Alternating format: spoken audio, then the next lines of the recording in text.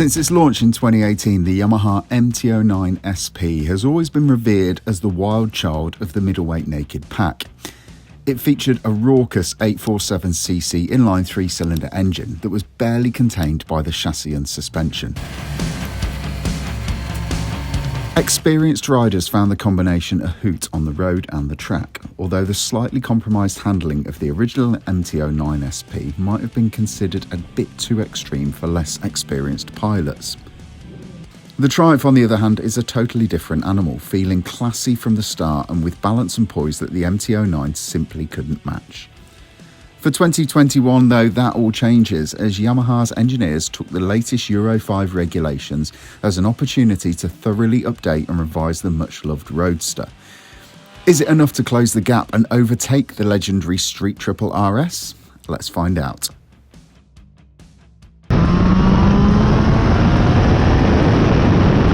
The biggest change for the 2021 MT-09 SP is in the engine that has swelled from 847 to 888cc.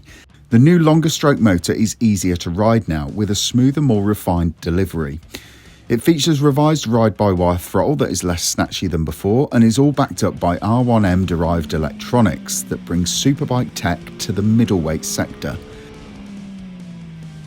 Updated in 2020, the Street Triple's 765cc engine was breathed on by Triumph's Moto2 engine development team. Power was up, but the most noticeable change was a smoother and more linear mid-range delivery. The new engine is still more peaky than the R version of the Street Triple, but noticeably better than the previous RS version of the bike.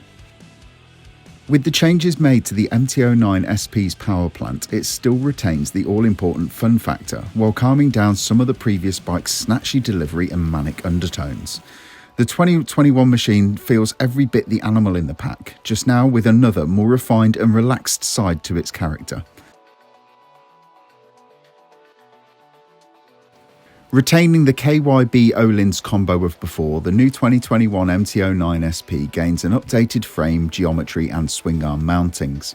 The result is a bike that handles much better than the previous version.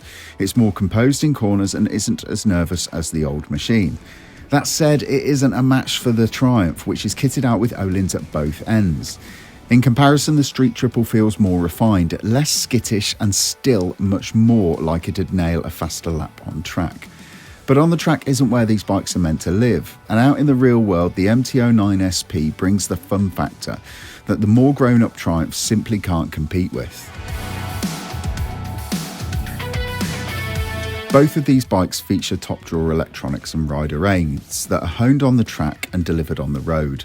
The MT-09 gains an R1M derived IMU system, while the Street Triple has been updated with lessons learned from the Moto2 World Championship. The SP, though, is the bike that takes this round, as the current Street Triple doesn't feature the now obligatory IMU-controlled cornering ABS. The Yamaha also gains slide control and lift control. The Triumph only features standard traction control and anti-wheelie. If you're looking for a bike that's packed to the rafters with tech, the MT-09 is hard to beat. Just make sure you set aside some time to get your head round adjusting all of those menus.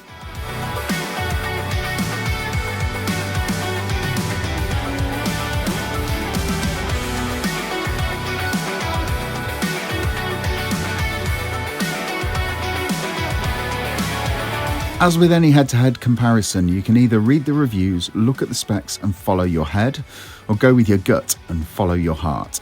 This battle is no different. The Triumph seems like the ultimate choice, with a proven chassis, svelte styling and supersport levels of performance. But in truth, you'll only ever really feel the true excellence of this bike when it's out on the track and taken to the edge. For maximum grin-inducing pleasure on any road, on any day, the MT-09 SP is a formidable machine. What it lacks in class, it makes up for in charisma, and that's just as important as outright performance in my mind.